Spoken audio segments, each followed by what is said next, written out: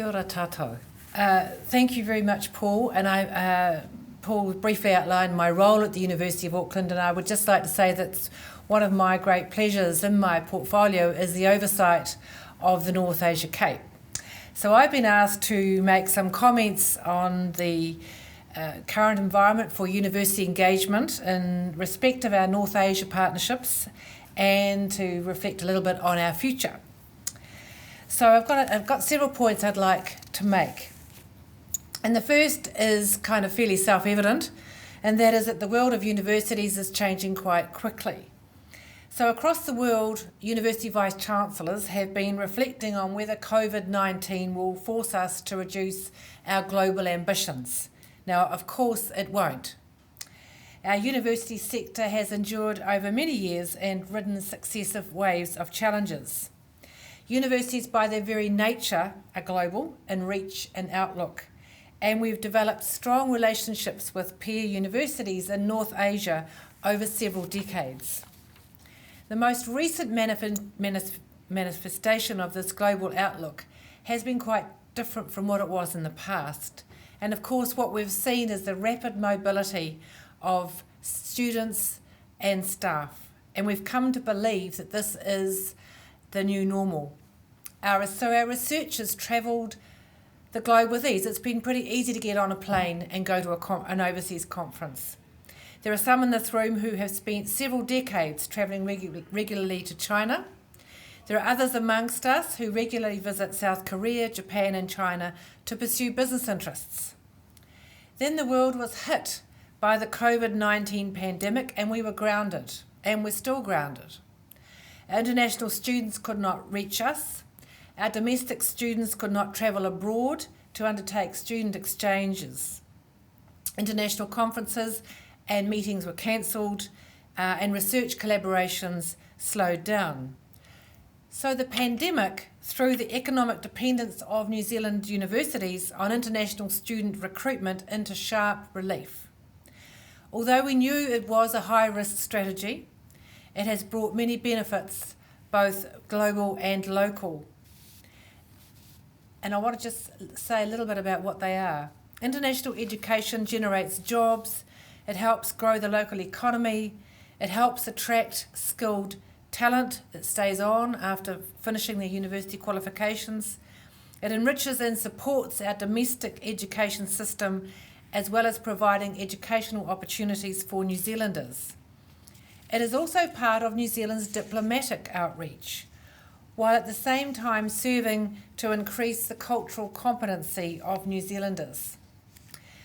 The pandemic and its consequences have given New Zealand universities cause to think about their purpose and to rethink their focus.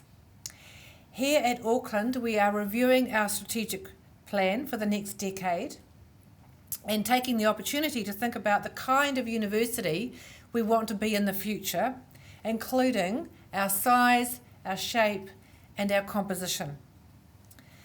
The pandemic has accelerated issues such as the need for higher education reform and government funding, the role of New Zealand universities in the national economy, and our contribution to innovation in many fields. It has not, however, reduced our appetite for international engagement. And if anything, the pandemic and other global events are only strengthening and highlighting the importance of international connections. And now to my second point. The current COVID-19 and likely post-COVID world has an Asia focus.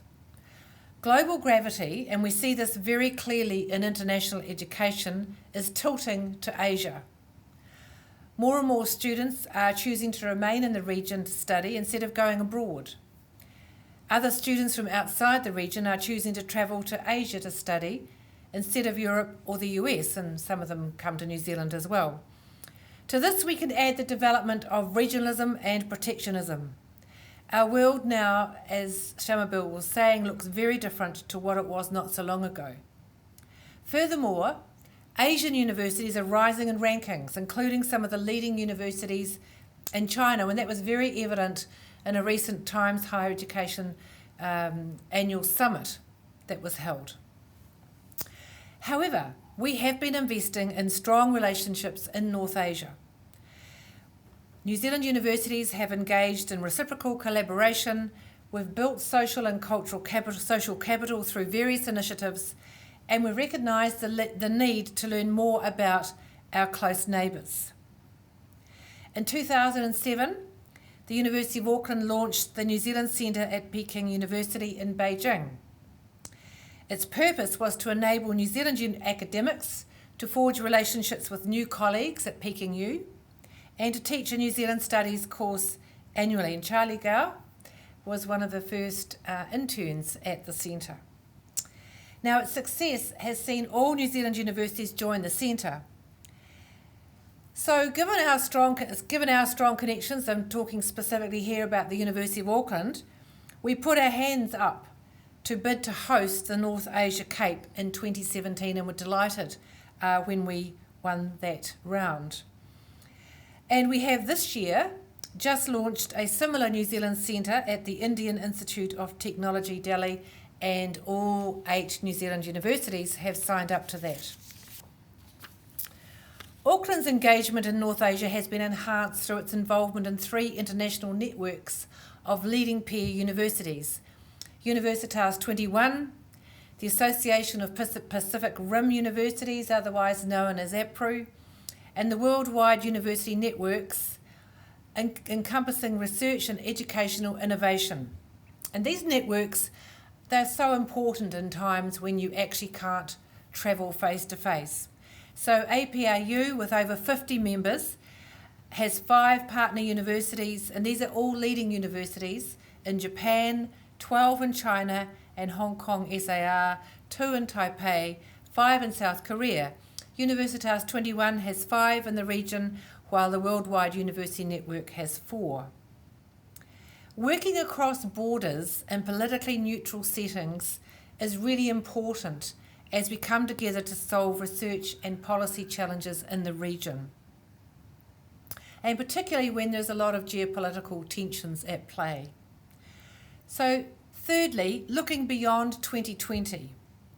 For me, looking out to the years ahead, I'm enormously excited about the future of our relationships with North Asia. We know they're strong and they have the potential to be more, and I think this will open up further. But we also have to be practical. The forces of change and international tensions will challenge these relationships and us.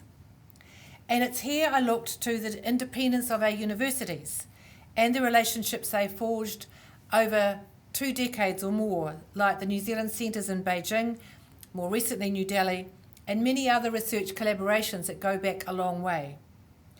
At the heart of all of these are academics here and in North Asia. They share a commitment to what they're doing, and I believe these person-to-person connections will remain strong. Interestingly too, we have seen this year a massive wave of students applying to study here. There's huge demand. They're attracted to New Zealand by safety, security and stability. Students are our future and they remain globally minded. But of course, right now our border is closed. It will reopen gradually over 2021, and we're told perhaps more firmly by 2022. That's still quite a long way out though. This will see us returning to meet face to face with our partners in North Asia and students returning to study. Government is calling on the sector to reflect on how it delivers its teaching to international students. And the government wants us to diversify, that is to broaden the range of countries from which our international students come. Our connections though with North Asia remain strong, and we face some tough years, but our relationships will dig deep into our research and our educational collaborations involving various forms of blended courses that involve study at home, study offshore and study online.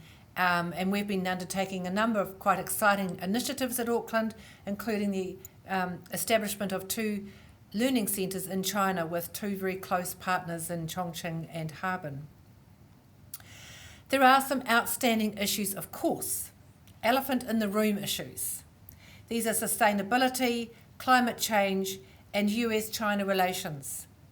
We won't travel the way we used to. Virtual learning and virtual engagement is becoming commonplace. We're all getting used to those Zoom meetings. And on China, we must be open about geopolitical tensions, yet remind ourselves of the opportunities for our students and scholars and forge a way through with a view to the long-term relationship.